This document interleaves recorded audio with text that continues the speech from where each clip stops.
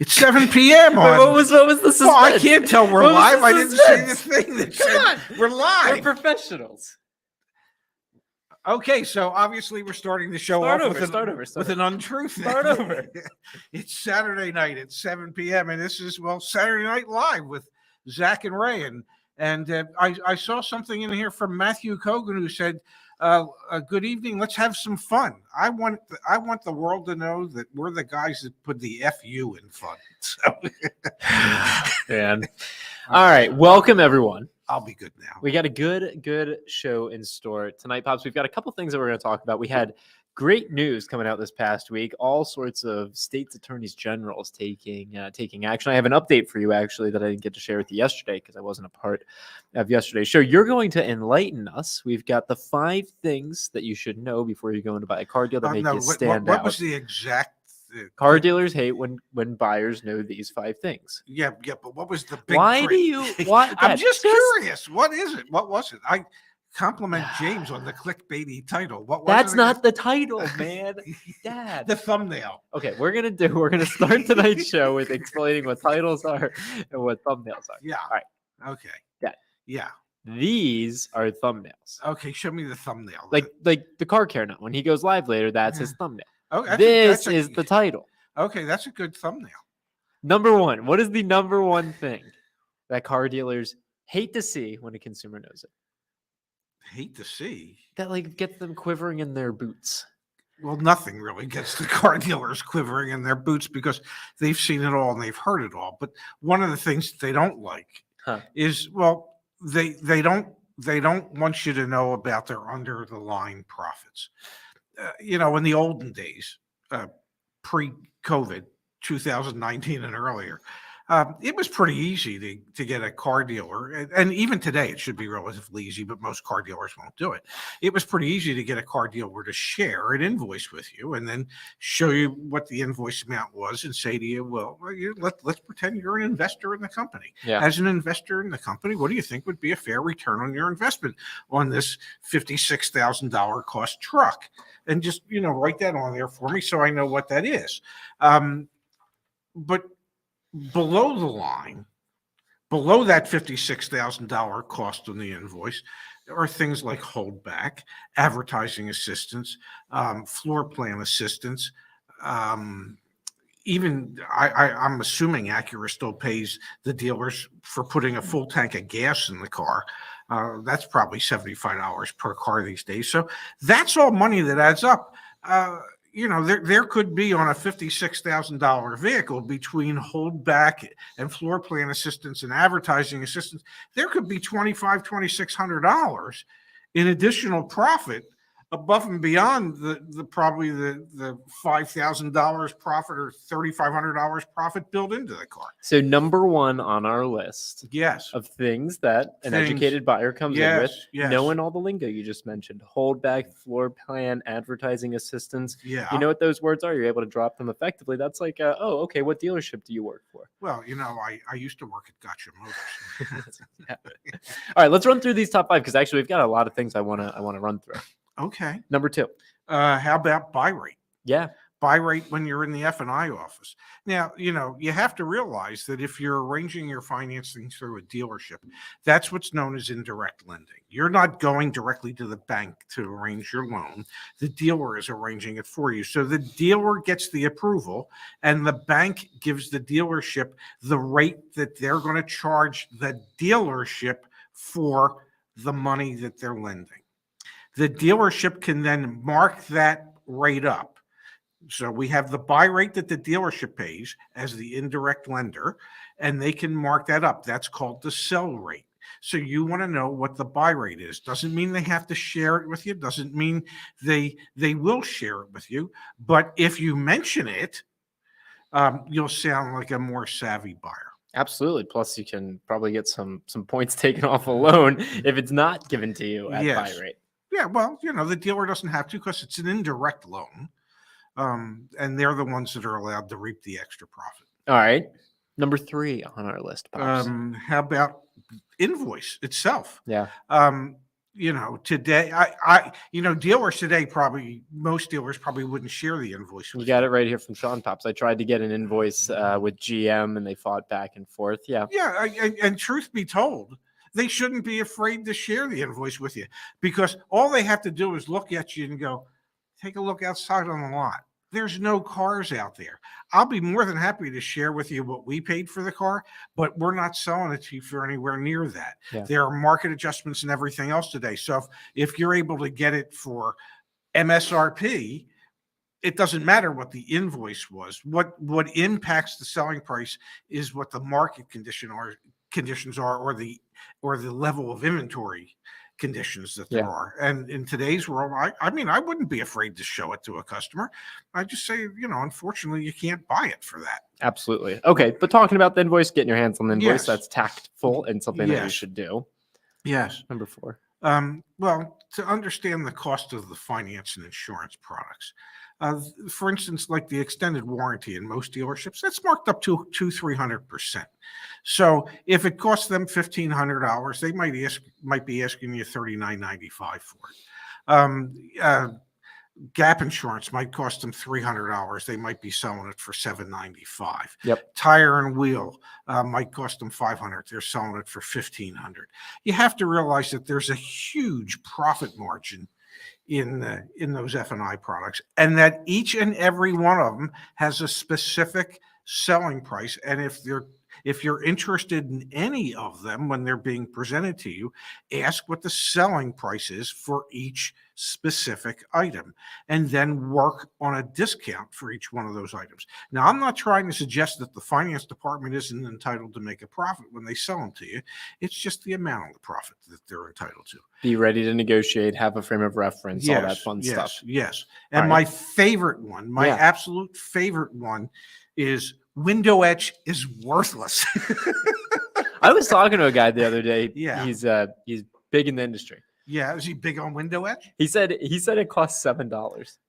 Yeah, probably. And in a lot of cases, just between you and me, in a lot of cases, and maybe the 3 or 4 people that might be watching tonight, Yeah. in a lot of cases, the salespeople could install that themselves, because you have the little etch, you have a little bit of this acid, you Yep. put it, and boom, and you pull the thing off, and the window's etched, and it means nothing. It leads to nothing. The police are never going to identify your vehicle because of the window etch, if, by the way, they even recover your vehicle after it's stolen. Now, Pops, thank you for Yes. running us through those top 5 now. Hey, and can I thank James for James, for putting me on the spot for that. Now, I want to turn everyone's attention really quickly. If you go to joinyaa.com I do that several times a day. Well, not that part. /dealers. Yes. And it's the top link in the bottom of the, or it's the top link in the description below. Yeah. You know all those dealership reviews? We've got over 1,100 of them now. Yes. I created. I'm You- really proud of this. So please leave feedback in the chat. If Yeah. you want to come here, you can now see all the dealerships in the great United States of America. Well, I see some out near the Philippines. That's Guam. We have a few that we've got in Guam. Okay, Guam. So you've got in the United States, Hawaii. and we've got a few in Puerto Rico and Guam. Okay. All these dealerships are on this map. Excuse me for 1 second. Please. I apologize for interrupting, but I used to sell Nissans that were intended for Guam. There you go. Yeah, That's why we got the dealerships on here. exactly. If you want to see the ones that have been reviewed, we got a lot of work to do, gang. There's Yeah. only 1,000 or so that have been reviewed. Yeah. There's more than 1,000 reviews, but only Yeah. 1,000 total dealerships that have Yes. been reviewed. So we said yes. Okay. If you want to see a specific state, Yeah. let's look at Florida, for example. Yes. And if you want to look at a particular brand, Yeah. once it loads, Well, it's like there we etch. go. Yeah. And if you want to look at a particular brand, like Yes. Chevy dealers in Yes. Florida, you can. I would have wanted to see the Acura deal, or maybe I know And them. if you want to see if YA members would recommend them, let's see. Did anyone rate it 4 or higher out of 10? We're down to a few. Let's see. 7 or higher out of 10. We're down to even fewer. 9 and higher out of 10. Okay, we've got There's a couple. 2 in the Tampa area. So let's zoom into Tampa. And Pensacola, yeah. So we've got Stingray Chevrolet. Yeah. And we've got Cox Chevrolet Incorporated. Let's Yeah. look at Stingray Chevrolet. So I'm going to click on that. It's got 1 review. Yeah. You can see here, no markup over MSRP, evidently. Wow. I'm going to hit the back button, though, and just demonstrate the power of the dealer reviews. Let's Yes. pull back out to all of our All of our thoughtful Yeah. responses. John Hall Chevrolet over Yes. here. 0 out of 10 would recommend. Ooh. I haven't purchased yet, but contacted dealerships. This dealership had the highest dealer fees, and the vehicle was $3,000 over MSRP. Sounds like a veritable bargain. We are going to. Yes. It's not tonight, but Yeah. hopefully by next week, I'm going to create a form Yes. where if you know any markups, if you know any doc fees, if you know any ancillary fees, you're going to be able to, from a drop down, tell us which dealer it is, and then tell us what that fee is, and then it will show up on these individual pages. Wow. I'm super proud of this. I Who's- hope that it's valuable for the community. So when you go to loading, When we go to loading, yeah. when we go to loading, come on, Yeah. baby. It's the Yeah, demo. baby. You got to work. That doesn't. Please work. Okay. Loading. Well, yeah, it's a big dealer up here. Will this one work? No. It's Okay. tip. So go hit the back button. 'Cause I want to see the one Acura Stupid. dealer. So all right, Maybe I know them. Let me. All right. So you want to look at Acura? Yeah, if I can. All right. There was one. Napleton, Palm Beach. Now Acura. they weren't. 2 reviews, Dad. Yeah, They've got 2 reviews. and they're bad. First, First, they falsely advertised their price. Yeah. Okay. they add ridiculous fees, and the salesperson I dealt with was very unprofessional. This is why we need to add like the form so you can tell Yes, us how much add-ons yes. are adding. Yeah. All right. Wow, So you got okay. that one. Then there was another review, $10,000 market adjustment on the RDX. Wow. Yeah, they're part of the group that was fined $10 million in the great state of Illinois. 10,000? 10 million. 10 million. 10 million for charging fees that were bogus. So please leave some And comments discriminating and thoughts against in the people chat of for how we color, can make that even more valuable. But I'm thinking Yes, it can be useful aggregating all the information in it one should place. be useful. My fingers sure as heck are crossed. It was a lot of work to yeah. Jordan's right. It's That- like Yelp for car dealerships, but with the YA community, not just like Yeah, since we don't. nicely done. It's a great first step. It's the 3rd iteration. Like I said, it's a great third step. You're like a toddler at this point. You know, first you learned how to roll over, which was pretty big. We were excited when that happened. Then you started to crawl, and you took your first step, and now you're on to your third step. So it's very impressive. Thanks for the kind words, Justin. YA membership is an outstanding value, even at thrice the price. I like that. I like that. Thoughtful contribution here from Alex. Thank you, Alex. As someone with attention deficit, I forget what the HD stands for. ADHD. Yeah, Yeah. ADHD. Yeah. Y'all keep me engaged. Y'all are entertaining and educational. Keep up the good work in the future. Thank you. You know, they didn't call it ADHD when I was a kid, but I sure as hell suffered from that. Well, you've done a hell of a job throughout your career and your life. I still suffer from it, by the way. I get Ed- bored easily. Ed's got a question here. What should I expect to be charged if I buy my vehicle cash at the end of a lease? You should expect to be charged, depending on the state you're in. You should expect to be charged the residual value that is on your contract. If you're in a state where the sales tax has not been paid on the full amount of the car, then you should expect to pay the state sales tax and title and registration fees. If you buy it through a dealership, they will charge you a doc fee as well, typically. And we've seen in Florida, for example, among other states, They try and charge fees that they're not allowed to charge you, but they try. they And try. enough people fall for it, so And they'll that's keep trying. And that's a perfect example for when you should go to your state's attorney general. We have it on the blog right now. Where is it? Oh, it's gonna be down here now. How to file a complaint against against the car dealership in every state. Go to your state's attorney general. And Pops, I've got some great community forum posts that we're gonna hit on a little bit. People have been going. And who put that list together? You Mark? did. Thank you.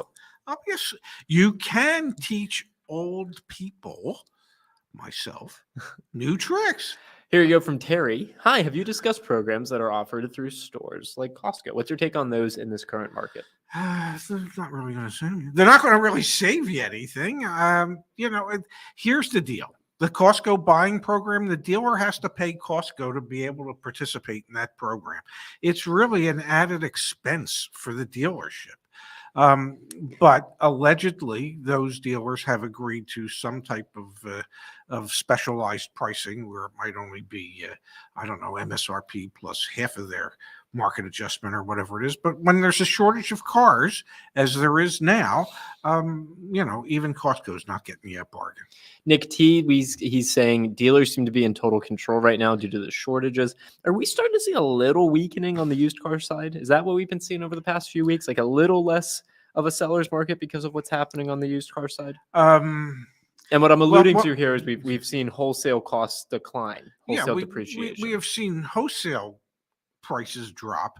We haven't necessarily seen much in the way of retail prices drop. Is there some softening? I wouldn't be surprised that there was some.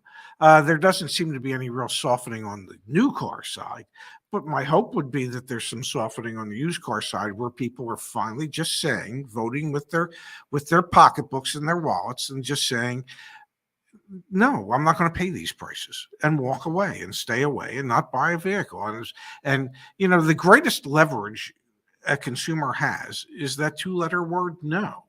And that's to postpone, delay, whatever, until enough people do that and dealerships start to become overrun with their overpriced cars, that pricing will come down. And I think if there is an example of that, it is probably at Carvana, where, as we know, we discussed the other day, they lost $506 million in the last quarter. And I have seen some comments where offers for the cars that some of our viewers were trying to sell have been reduced by as much as $6,000 in a week, because I guess Carvana might have looked at some of their numbers and said, it's wonderful to overpay, but if we can't sell them and make a profit, that's not so wonderful anymore. I want to jump to a few messages in the chat tab. There's a lot of good ones here. We've got from Kev. Yeah. It's frustrating not having an info on ordered cars because not even dealers know when they are getting in new stock or being shipped in. Thanks, Kia. I've got a question for the chat. Yes. If we put together a form and a user interface where you could submit your own ordered vehicle wait time information, I got to think this through a little bit more, but create that repository of people saying, hey, like, Dad, there's look at this chat message from where is it? I don't know. Seth. Okay. I have been eating a year and a month waiting for my truck to get built. Am I crazy to put up with this? Like, but hear me out here. Yeah. Before answering the question. Yeah. If Seth ordered a Ford F-150, someone else who might be thinking, okay, I want to order a Ford F-150. They have no clue how long they're going to wait. I want them to see that Seth said he's been waiting a year and a month. Let me know in the chat if that's a good idea. Well, I think it depends on what truck we're talking about here. And I think dealerships and manufacturers need to do a better job of setting expectations for the customer who is thinking of ordering a vehicle. What does it entail? What's the time frame in most cases that you're looking at? For instance, I don't know what it is at Mini today. Okay. I was at the Mini dealership. For the Minis that were built in England, it was usually 4 to 6 weeks from the time we placed the order to the time that the vehicle would be built and make its way to the East Coast where we were. If it was a Countryman, which was built in Austria, it was usually 6 to 8 weeks. And we knew that when we took the order. Mm-hmm. So, we could let the customer know. And what we typically did is we knew it was 4 to 6 weeks, and we would tell people that it was 6 to 8, so that if there was any delay in shipment, because we used to keep our customers informed as to every step of the way with their vehicle, and we would let them know, guess what? Your vehicle's going into production this week. Your vehicle has been completed. Your vehicle is at the port. Now, just because it's at the port doesn't mean it's getting ready to ship just yet. These giant boats hold 1,000 cars. They're not shipping it with just yours. We're waiting for the other 999 to get done so that they can send off a full ship. So it might sit at port for a week to 10 days waiting for the rest of the load. But we would keep our customers informed, and then it would take 8 to 10 days to cross the Atlantic. And it would make it to Port Baltimore, and it would be there usually for 2 to 3 days before it made it to the dealership. And we would inform the people every step of the way, which is the way it should be because we set the expectations. Did that help at all? You were going, man. You do you. And your point, yeah. It's just. I'm just talking about like building the repository. Well, no, I so think before someone even goes down that path, like what you just described is how dealers should do it. Yes. Great. Yeah. Well, that's what I mean. I hope there's some dealers watching. For Seth, who's been waiting 13 months already, what is the type of communication that he has either received from the manufacturer or from the dealer at which he ordered the vehicle, keeping him informed as to what's happening? That's a big part of it. Definitely. And the first step of it is when you leave the deposit to order it is, here's the expected amount of time it's going to take, and here's why. Yeah, 100%. I think it's called communications. Yeah, no. Hey, I hear you. I'm sorry. I'm hoping Seth, send that clip, that snippet to your dealer, to your salesperson, and let's see if they exactly. Yeah. I'm just checking. I'm sorry. Here we go. This is a great question from Softball by Fat. Can a dealer sell a used car that they don't have the title for yet? Can they? Yes. Do they? Yes. Should they? Depends. They can? It's different in each state. Not really. Isn't You're it? not supposed to sell anything. Well, you said yes. You said, can they? Yes. Do they? Yes. Should they? No. Well, legally they shouldn't. You meant to say, can they? Yes. Should they? No. Yes. Yeah. Okay. Yes. That's what I meant to say. Yeah. You can't sell a car without a title. You shouldn't sell a car before you have the title in your name. And where it happens the most, if I may, is when people trade in a car that they still owe money on, and the dealership will send the payoff off to the bank. Well, now the dealership is dependent on the bank to get them the title so that they can then take that title and put it into the dealership's name. Now, sometimes titles get lost at a bank. Sometimes banks don't hold up their end of the bargain. But legally speaking, you're not supposed to sell a vehicle if you don't have the title to it yet. Yeah, every state's different, but they're all the same in the sense that most dealers will run that risk. All right, let's keep moving here, Pops. If I interrupted, I apologize. That's okay. You're more than welcome to. Yeah. Any thoughts on why manufacturers don't clamp down on bad dealers? This is in lieu of a lot of recent attorneys general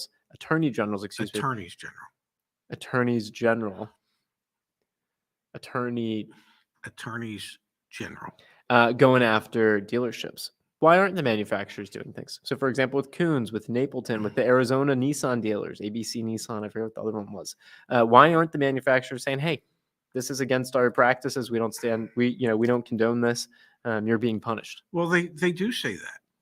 They do say in their franchise agreements, and they do say in those memos that they sent out, we don't condone this.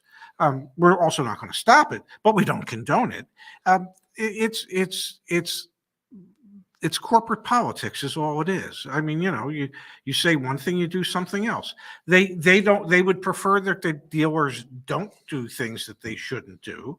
But considering the fact that every car comes with a manufacturer's suggested retail price and not a manufacturer's mandated retail price, the dealers are free to sell these cars at whatever price the market's willing to pay for them. That's why the manufacturers don't really clamp down on them. The manufacturers get paid right away when they invoice the cars to them, so they don't care. Yeah, but some of the ones like with Coons and the that's different. That's the reason that like Coons and Napleton never admit any wrongdoing. There's never any felony charges. If the ownership was convicted of a felony, then their franchise agreement could be terminated for criminal reasons. Excuse me. And that's why when you see these settlements, they're settlements where no guilt is admitted so that it won't violate the terms and agreements of their franchise agreement. Let's focus for a second on some of the good news, some of the good things that are happening out there right now. Okay. I wanted to share this story, Dad, from Maurice. He posted it in the Success Stories channel back on the community forum. Have you seen this yet? I think this is the one where Space said he deserves the Ray Shefska stamp of approval. Indeed. Yes. Good I evening. meant to go in and sign. Did you assign it? No, we're going to do it live here. Okay, good. Good evening, fellow YA members. I wanted to share my success story. I took delivery of a factory-ordered 2022 Nissan Frontier S model with the tech package on yesterday. I'm so grateful for the YAA community and all of the knowledge and support from this team. I've learned so much in a short time. A special shout out to the man, the myth, the legend, Space. Thank you, Mario. Through weeks of searching for the right vehicle and finding the best deal, Space was patient with me every step of the way, even though there were multiple times I said, forget this, and was for the birds. I used all the templates, watched all the videos, and bombarded Space's email 24/7. Good reminder that if you become a premium YA member, you have access to live chat and contacting us. I finally hit jackpot on April 5th, 2022. After going back and forth with my salesperson, there was a dead period where there wasn't any communication, and I actually started looking for a different vehicle. And out of nowhere, my salesperson sent an email saying there was a change in Nissan's money factor, and the offer that was on the table was an 18-month lease for 10,000 miles a year, I think. Wow. 18,000? Yeah, 18-month lease, 10,000 miles a year. It's just interesting with an 18-month lease. I wasn't sure if that was 10,000 miles total. No, it's 10,000 miles a year. And a monthly payment of $257 with the first month's payment due at signing. You heard that right. I immediately reached out to Space to make sure I wasn't overlooking anything, and he gave me the okay to move forward. I put down a deposit to secure the truck, and I took delivery yesterday. I was a little tickled when I met the F&I manager because he attempted some last-minute shenanigans by offering a platinum protection plan with a dealer's discount. Watching videos of Kimberly Klein had me well prepared, and I was able to bypass this attempt with ease, declined the add-on, and successfully closed the deal. Anyone in Detroit Metro, Michigan area, the dealer is Tony Serra Nissan in Highland, Michigan. John McClellan was my salesperson. So appreciative of the YA community and for everyone's help. This community is worth its salt and then some. I am very happy I discovered YAA on YouTube, and when I did, thank you. Good looking truck, by the way. Yeah, and here you go. Here's the breakdown from Space. The MSRP is $35,225. Selling price is MSRP with no add-ons. Through Nissan, $10,000 per year. Residual value is 99%. Wow. Pretty sure you're not buying it at the end of that lease. Money factor is 0.00237 at buy rate with no markup. The payment comes out to $257 a month with tax included. Wow. Only first payment down plus title transfer fee. I mean, that's incredible. Yeah, that's and just so you know, the reason that Nissan can afford to do it that way, because obviously the vehicle is going to depreciate more than 1% in 18 months, is the money factor is a little elevated. So they're making some money, at least through their finance arm, to help compensate for the lack of depreciation. But that's a hell of a deal for somebody that wants a truck. I mean, that's incredible. Yeah. We'll pull it up right here. I mean, that gets... Yes, indeed. That and more. So it's a perfect example that you still can get deals. Yes. You still can. Like, it's not that they're not existent. It's just... You have to work at it. They're not as easy to find as they used to be, but they're, if you're willing to work at it, if you're willing to be patient, if you're willing to maybe accept different trims or different colors than you had initially thought, you very well could end up stumbling onto something that in today's world represents a good opportunity. Gonna pull up another one. We're gonna keep the good vibes rolling for a second. Okay. Here. This one's titled "Thank You, Kimberly." Okay. From Roger Zaruba. Not for myself though. Electrify America is having free charging for Earth Day today. Wow. So being cheap, I headed out with my Kona EV to the Garden State Plaza at 5:30. Well, when I got there, there was a guy with a new Ioniq 5 in the stall next. Wow. At the stall next, the next stall. Since I'm interested in that one after my unicorn lease, $194.45 a month on the Kona Ultimate runs out in 2 years, I chatted with him. Turns out he got sold a bunch of add-ons like roadside assistance and maintenance plans. He told me he was in a rush and just accepted them without reading the contracts as you suggested last week. He told me he really didn't want them, so I told him to read over the contracts to make sure he could cancel them and get some money back. So it looks like you may have saved him a bit of money. Wow. How awesome is that? Yes, that's That's the People power helping of people. that's the power of community. Mm-hmm. All right, let me come back to the chat here, Pops. Okay. Man, there's a What? lot of good messages. Okay. Well, you can read them one at a time. There you go. From Space reminding you, there are still deals out there. Yes, there are. All right, let's see here. How about this one, Pops? Automakers are holding chips for 2023. We've heard some rumblings about this, and I've had more Twitter DMs and Instagram DMs of people telling me they've reached out to dealers to get their hands on a 2022, order one, and the Mhm. dealer said they can't do that anymore. Orders have been closed. Yes. I think this is real. I, Fact or fiction? well, we don't know yet, but We're starting to hear more and more, though. more than likely, it's factual. I think more and more the dealers are the manufacturers are going to say, okay, let's limit or stop production of 22s altogether, the 22 model year, stockpile what we need for a full 2023 model year production run, and so we can stop with the start stop production, and maybe get some better PR if they don't have to shut down plants because of chip shortages or other shortages. Because every time that happens, that makes it into the news, and we amplify it all the time. So wouldn't it be wonderful if they went, I don't know, 8-9 months in a row without having to announce that they were shutting down production at this plant or that plant? So my suspicion is that it's probably accurate. Now, if you really want to put in perspective some of like the reason why that's likely accurate, it can be corroborated by community posts like this from Yes. Mark. Yes. $500 Subaru price increase starting $425. I didn't see anything on this here. Finished our test drive today with good experiences, and the salesperson was able to tell we had done our homework in our conversation with him. His one sales pitch was interesting to hear. After this coming Monday, 4/25/2022, all Subarus will see a $500 price bump via memo from Subaru corporate. We haven't seen this yet, obviously, because Yes. the memo hasn't come out yet. Well, we haven't gotten our hands on it yet. But this is an example of like, oh, why would we pause production and just wait? Because things are expensive to be Yes. able to actually produce when you're doing the start stop, and no manufacturer has felt the burden of that more than Subaru. Oh no, they've gotten clobbered. Subaru's probably gotten hurt the most Yes. out of everyone right Yes. now. Oh man, this is interesting from Miguel. Yeah. If I don't have loan history but I have credit, does that impact my interest rate for a first-time buyer? More than likely. That's a perfect example of like getting a pre-approval.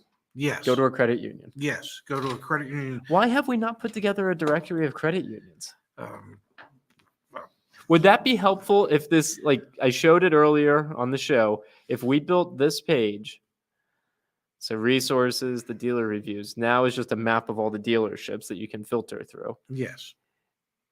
Man, we need a fast. There we go. If we built this page, Yes. but for credit unions, that would be helpful, wouldn't it? And then when you go to a specific credit union, like let me go to one of these. When you go to a specific credit union, it like tells you information about the credit union. Is that a good idea? Someone tell me if that. Do you think that's a good idea? Sure. Thank you. I think that'd be a great idea. I know Mike Dean would be all for it. Like Dean, There probably are lists like that available that we can utilize, or we could create our own. My only concern when you use the ones that are out there, Yes. they're typically littered with like ads or lead gen forms, and I just like how we have none of those. Okay. Yeah. Do it. You've got nothing to do. But okay, so if you have no prior car auto loan history, that's going to impact your rate. It could. There's any number of things that will impact the rate. Part of it is cash down. If you're looking at a $20,000 car and you're putting $10,000 down, guess what? That could get you a better rate.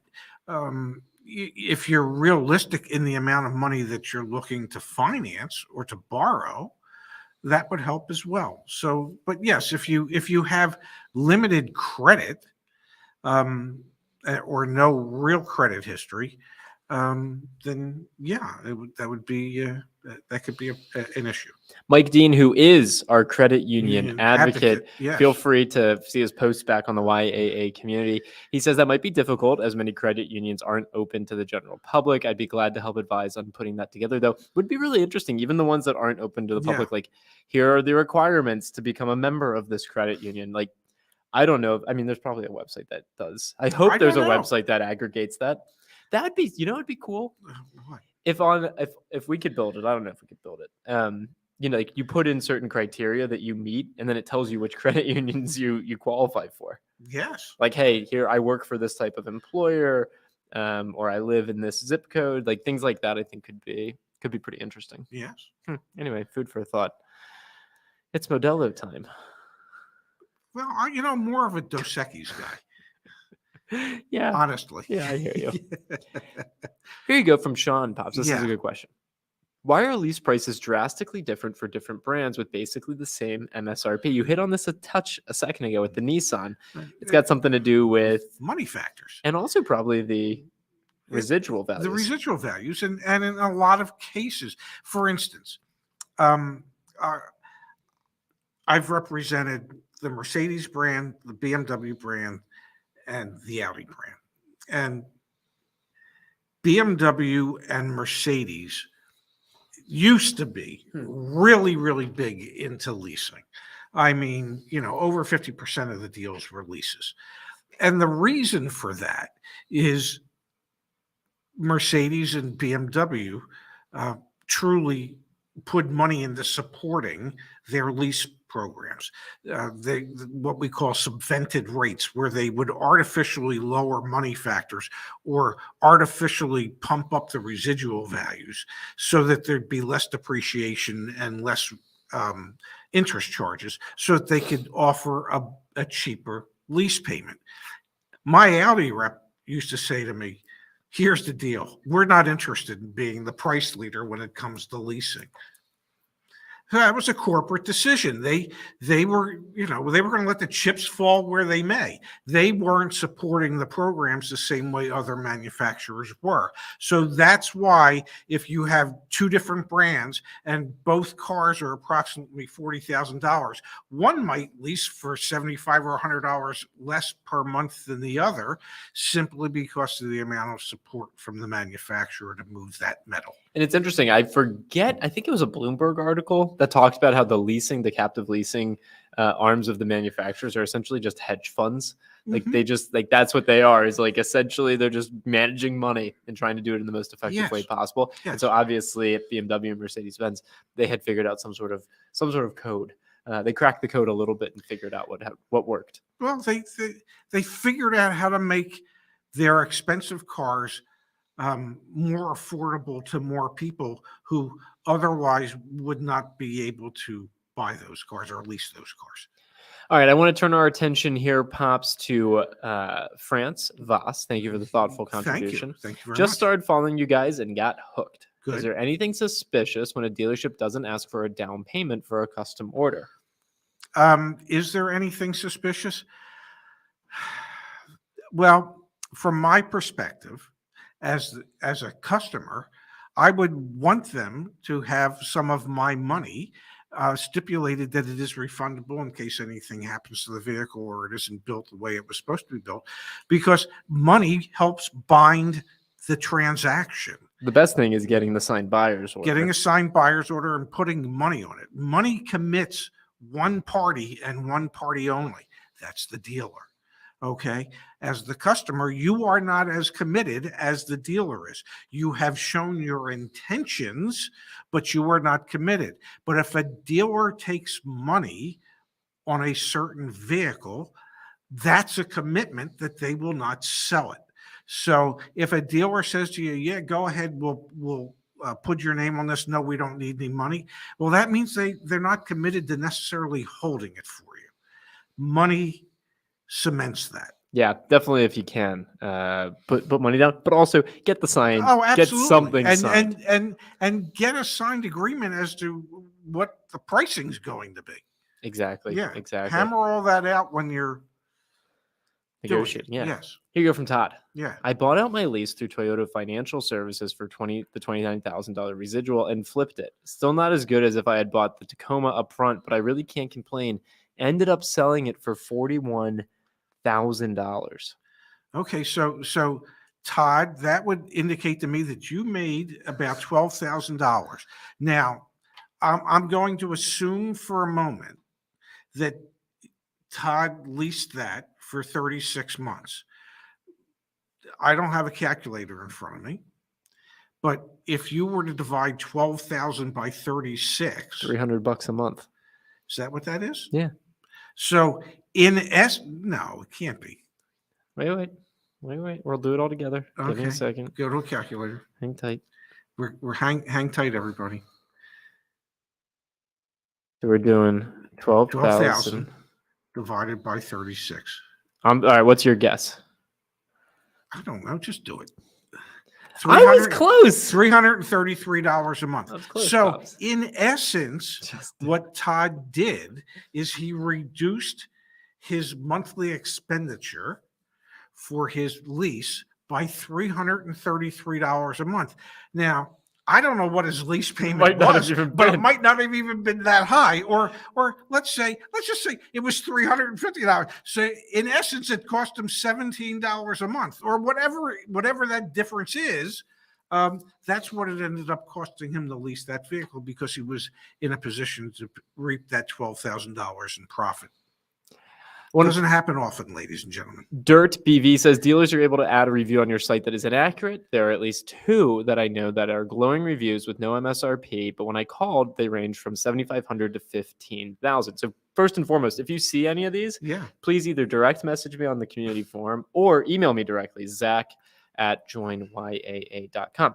However, I will share with you that what I am working on, what the team is working on behind the scenes, is how we have the community forum. Everyone is aware that you have a community forum, and on the community forum, we actually have profiles, Yes. right? And you can see on my profile, for example, I've got nearly 200 posts and 736 comments. And that you like turtleneck sweaters. Right? And so everyone has a profile. We're going to start to associate, not today, Yeah. not tomorrow, but soon. We're going to associate all the reviews with your community profile. So when someone comes in, okay, and either their email address is like, hey, I work at a dealership, or maybe they're smarter than that, which, to be clear, actually, it's illegal to do that. If you sign up nefariously with the wrong terms of service, that breaks our term of service. You can read that in our terms of service. So we can come after you. Yeah. We're fighting back. Oh, buddy. So but we'll be able to say, okay, if they've got no comments, no posts, that's probably crapola. Okay. If you're not going to be an active member of the community, because we're also going to open up a forum where you can tell us what the doc fee is at a dealership and also what they're charging for add-ons. That's how we're going to fight back against that. That is the one dilemma about crowdsourcing some of this stuff, is there are, as I like to say, very creative dealers out there that will figure out ways to work things to their advantage. And that includes posting phony reviews so that they can look better than they are. And if and when we figure out and find that out, then we'll fight back and say, oh, well. What do you make of my idea though to link everything back to? I think that's a great idea. I think it starts to help. And also, legitimately, in our terms of service, it says if you are using a fake contact information, not in misrepresenting yourself, then we can come after you. Yeah. So please do it. Do it. I'm looking. Ooh. But not like a big dealership though, because they got lots of money. It's like a teeny tiny dealership. Yeah. Okay. Anyway, I wanted to bring that up because we're not trying to build some crapola here. We're not trying to build Yelp 2.0. That's no offense, Yelp. Yeah. Cody's got a question. Yes. Are leases better at shorter or longer lease agreements? I guess it depends on if there's a special program being run. Well, the sweet spot for most manufacturers is 36 months, 36 to 48 months. You don't want to go much longer than that. For me, the main reason to lease is that you always want to stay within the warranty period. So if it's a manufacturer that has a 3-year, 36,000-mile warranty, then you want to do a 3-year lease. But sometimes there's bargains to be had. For instance, like on that Nissan pickup truck at 18 months at 10,000 miles a year. So, so you're allowed to put 15,000 miles on that truck in 18 months. But there was a bargain there, in relative terms. That it was probably cheaper to lease that at 18 months than it would be to lease that same truck at 36 months. Yeah. Let's help Zach S out here, Pops. My car was deemed a total loss. Now I'm forced to buy during the bubble. Any advice? Well, it's going to take a while. You're going to have to work hard at it, but find a dealer that will sell whatever type of car it is that you want at MSRP, with no markup or no additional dealer markup and limited dealer installed accessories. And if that means you have to put your name on an incoming car, and hopefully it's one that's incoming in a relatively short period of time, do that. But it's going to require some work on your part to find those dealers. And hopefully you can utilize some of our reviews, perhaps. Yeah, exactly. Yeah, hopefully that'll help in your area. See what other people have. And also our recommendation right now is do not buy a used car. We're seeing some softening of used car prices, which is good. Buy a new car. Yes. Really, and I guess it depends on his budget. It does. If you're sub $20,000 shopper right now, you're tough. gonna buy a used car and you're gonna get a pre-purchase inspection, and you're still gonna pay too much. Okay, we've got a couple things in the chat here, Pops. From Softball by Fat, thank you for the thoughtful contribution. Much. Question part 2. The dealership owes from the car I sold them. They said they will pay me when they get the title. It's been 1 month and no money. Do I have a legal case to fight, or will it be worth to fight? So you did you sell them in your car? Did you trade it? Maybe a trade? Well, I mean, bless you.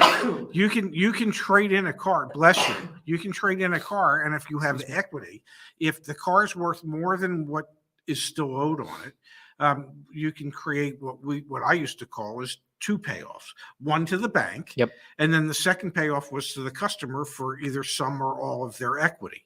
And that if you signed a power of attorney on the car you sold them or traded to them, letting the bank know that they should release the title to that dealership, that should be all the dealership needs in order to pay you. So if it's been a month, I would ask you'd be on the phone, wouldn't you? I would ask your bank that the loan was with, have you sent the title to the dealership yet?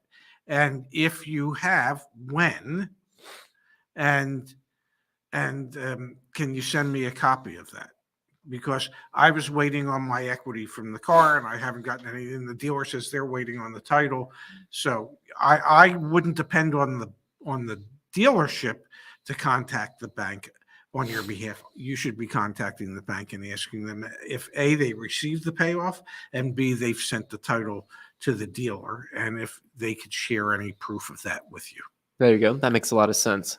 We've got here from Hank. He says, YA, contact car manufacturers and let them know about deceptive behavior. Do not supply that dealership. And Aaron says, I contacted Honda Motor Company about markups. They don't care. Sorry, LOL.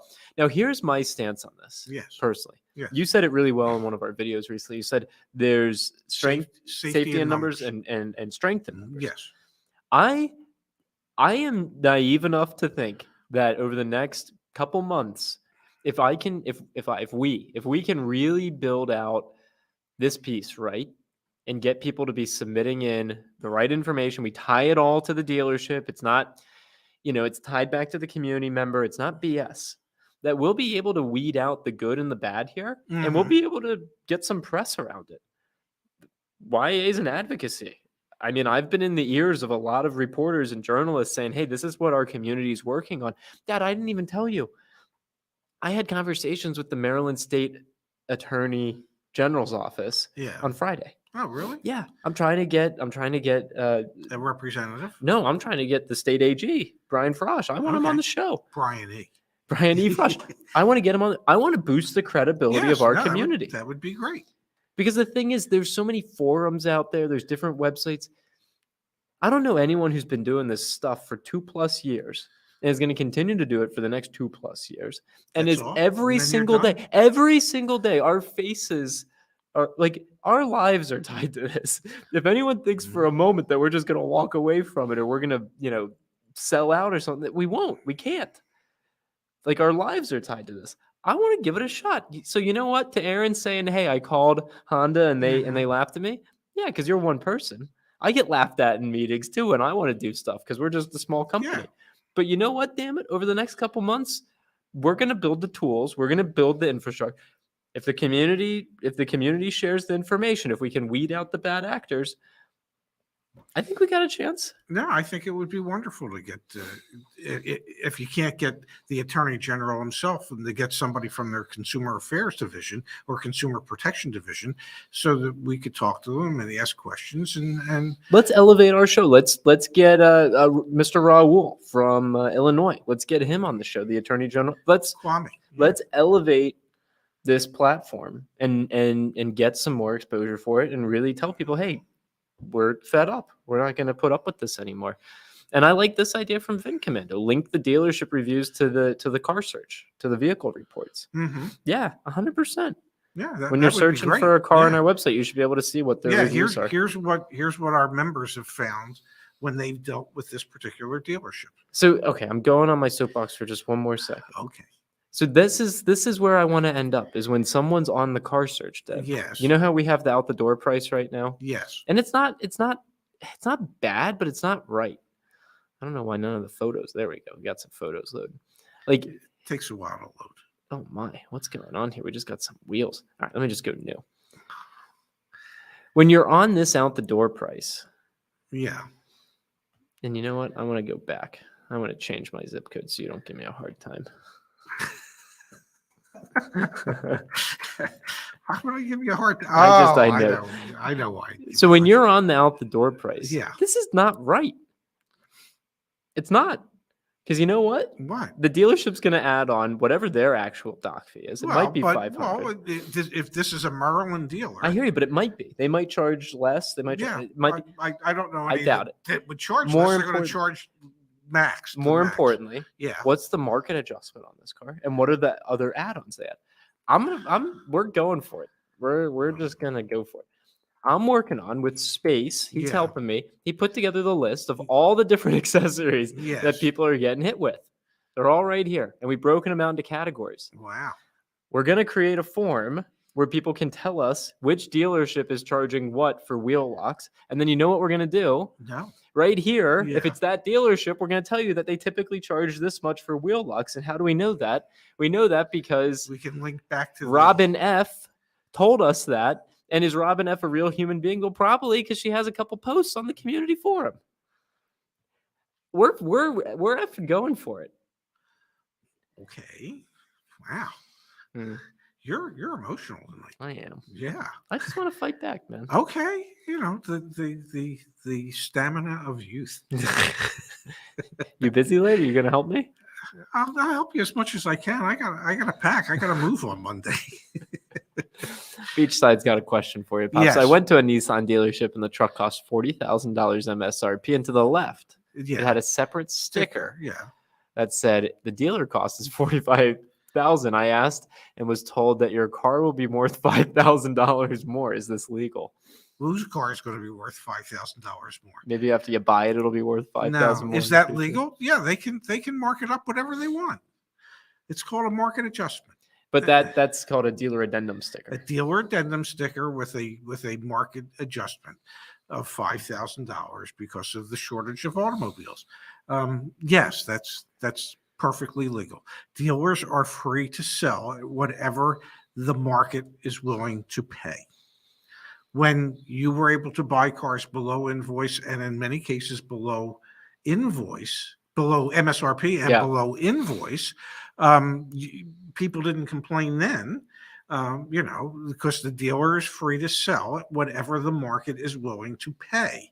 And right now, because of shortages, the market is willing to pay substantially more than what the manufacturer's suggested retail price is. Yep, 100%. Pops, I'm getting a lot of positive comments. Well, you are. Okay. May I say something?